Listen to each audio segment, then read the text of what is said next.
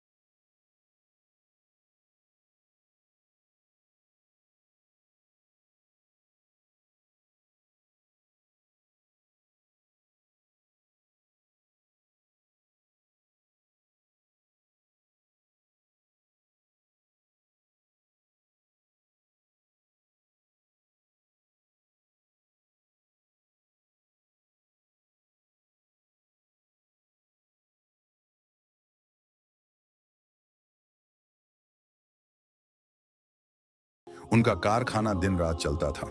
हवेली के दरवाजे पर हाथी दांत का काम था और आंगन में फव्वारे चलते थे। अजहर खान एक उसूल वाले इंसान थे, नमाज के पाबंद और कारोबार में निहायत सख्त।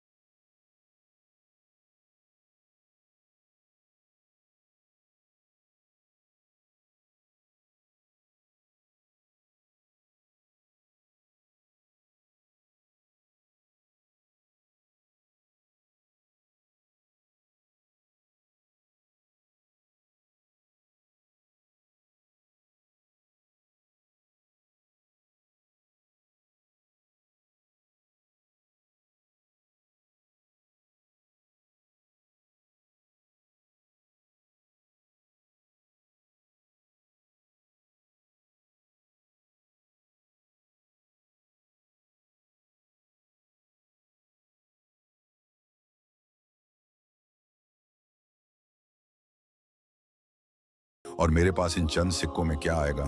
मुझे ज्यादा पैसे चाहिए। उसकी नजर बुरी तरह थकी हुई सोती मुफीदा पर पड़ी। ये हट्टी कट्टी मुफ्त की रोटियां तोड़ रही है। क्यों ना इसे किसी हवेली में काम पर लगा दूं। जो कमाएगी वो सब मेरा होगा। अगली सुबह अहमद के जाते ही सलीमा ने बुर्का पहना और अपनी ऐसी ही एक लालची सहेली के घर पहुंची। सहेली ने उसकी नीयत भांप ली और एक तजवीज दी। अरे सलीमा, शहर के सबसे बड़े ताजिर अजहर खान की बेगम को इन दिनों एक काम वाली की शिद्दत से तलाश है। रमजान आ गए हैं और हवेली का बावर्ची खाना इतना बड़ा है कि उनके पुराने नौकर थक चुके हैं। अगर तू अपनी सौतेली बेटी को वहां काम पर लगा दे तो अजहर खान की बीवी मुंह मांगे पैसे देंगी। ये सुनते ही सलीमा के चेहरे पर एक शैतानी मुस्कुराहट आ गई। वो सीधी अजहर खान की हवेली पहुंची। हवेली की दावत गाह और दरो दीवार देखकर उसकी आंखें चौंधिया गईं। बेगम तक रसाई हासिल करने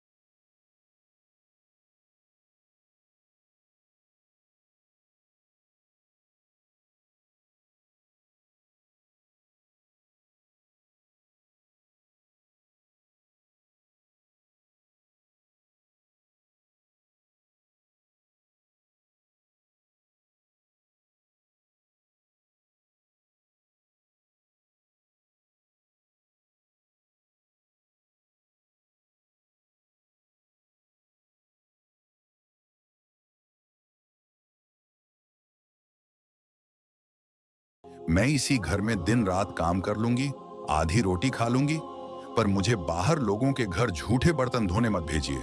मुफीदा रोती हुई सलीमा के कदमों में गिर गई। सलीमा ने पूरे जोर से मुफीदा को लात मारी। चुप कर मनहूस, तेरे बाप के पास दौलत के अंबार नहीं है। कल फज्र से पहले निकल जाना, वरना तेरा अंजाम बुरा होगा। मुफीदा वहीं जमीन पर गिरी रो रो कर अल्लाह को पुकारती रही। आसमान पर चांद नजर आ चुका था। शहर में रमजान की रौनक शुरू हो चुकी थी, पर मुफीदा की जिंदगी में एक नया अजाब शुरू होने वाला था। जाफराबाद की फिजाओं में मस्जिदों से आती अजानों और दुरूद और सलाम की सदाओं ने रमजान उल मुबारक की पहली सुबह का ऐलान कर दिया था। पूरा शहर सेहरी की बरकतों में जाग रहा था, पर दोनों मोहल्लों के मंजर में जमीन और आसमान का फर्क था। अजहर खान की हवेली में नूरानी माहौल था। दस्तरख्वान पर चांदी के बर्तनों में काजू, बादाम,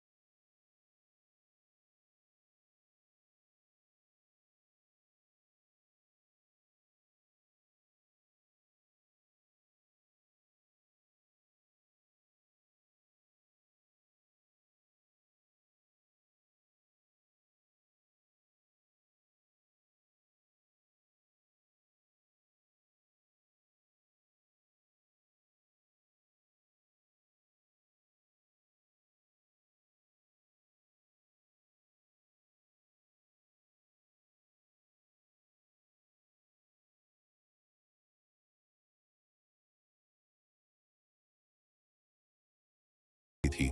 सड़कें चौड़ी और साफ होती जा रही थीं। आखिरकार वो अजहर खान की हवेली के दुनिया में सबसे मजबूत रिश्ता मोहब्बत का होता है, लेकिन जब इस रिश्ते में शक और गलत फहमी की दीवार खड़ी हो जाए तो हंसते बसते घर उजड़ जाते हैं। आज की कहानी मारिया और हामिद की है। मारिया एक यतीम और शरीफ लड़की थी, जिसकी शादी हामिद से बड़ी उम्मीदों के साथ हुई थी। लेकिन उसे क्या मालूम था कि शादी के कुछ ही दिनों बाद उसका हमसफर उसे तन्हाई और आजमाइश के संबंध में छोड़कर परदेश चला जाएगा।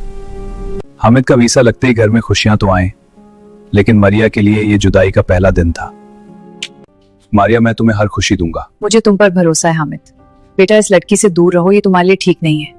बेटा, तेरे पीछे तेरी बीवी घर का काम नहीं करती। क्या मतलब अम्मी? अम्मी, आप क्या कहती हैं? जल्दी से जरा ये काम खत्म कर दो। हामिद ने मरिया से बात करना ही छोड़ दिया और मैं सारा दिन फोन पर लगी रहती हूँ। वक्त गुजरता गया, 5 साल बीत गए। इन 5 सालों में मरिया ने क्या कुछ नहीं सहा। ससुरल में हामिद हर महीने जो पैसे भेजता, उसकी माँ वो अपनी बेटियों और बेटे के कारोबार पर उड़ा देती। ऐसे ही रोज रोज थोड़ी सी मेहनत से। ये सब कैसे? हामिद भाईजान, आप देखा बेटा, सब ठीक। सबने कहा था कि मरिया ने सारे पैसे उड़ा दिए। ये सब क्या है, इतना कुछ? हामिद बेटा, तुम्हारे पैसे से ये सब। पर अम्मी, आपने कहा था मरिया ने सब खुद पर उड़ाया। ये सब क्या है? देखा बेटा, मैंने कहा था ना, मारिया ने सारे पैसे खुद पर उड़ा दिए। ये सब झूठ है। दूसरी तरफ उसकी बहनें सोने के जेवर से लड़ी हुई थीं और भाई ने नया कारोबार खोल लिया ये था। देखो कितने सुंदर हैं। मेरी कमाई कहाँ गई है? हमने अपना हिस्सा दिया। ईद के लिए? हाँ बेटा, ईद के दिन। अब समझ आया। मुझे नए कपड़े चाहिए। बेटा सब्र करो, अगली ईद नए कपड़े। क्यों रो रहे हो शमीर? मेरे लए हुए नए कपड़े कहाँ हैं? वो तो अभी तैयार नहीं है। वो बड़ी बजी के बेटे को पसंद आ गए, इसलिए वो ले गई। सर शर्म से झुक गया। माँ की हर झूठ याद आ गया। माफ करना मारिया। कोई बात नहीं, सब माफ है। आओ गले लग जा। जी। दोस्तों, माँ का रुतबा अपनी जगह, लेकिन बीवी के हुकूक अदा करना भी एक मर्द का फर्ज है। किसी की बातों में आकर अपने घर का सुकून कभी बर्बाद ना करें। अगर आपको ये कहानी पसंद आई हो तो वीडियो को लाइक करें और हमारे चैनल को सब्सक्राइब करें।